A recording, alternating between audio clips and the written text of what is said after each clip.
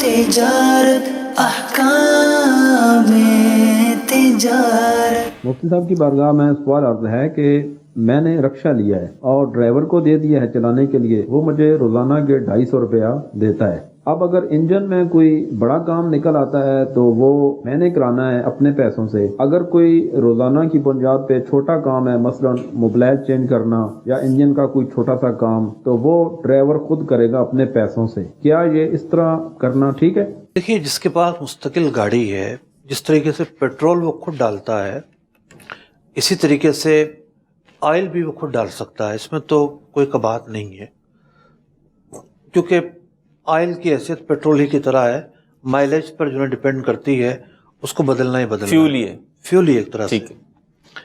لیکن جو پرزہ جات ہیں یا جو پارٹ آف دی باڈی ہیں، تو part of the body change کرنا، تبدیل کرنا، درست کروانا، یہ مالک کی ذمہ داری ہے۔ مالک اس باڈی کا جو کرایہ لے رہا ہے، اس کی بنیاد یہی تو چیز ہے۔ اگر مالک جو ہے اس کو کرایہ اس باڈی کی وجہ سے مل رہا ہے، اس چیز کی وجہ سے مل رہا ہے، تو اس کو درست کروانا اس کی ذمہ داری ہے۔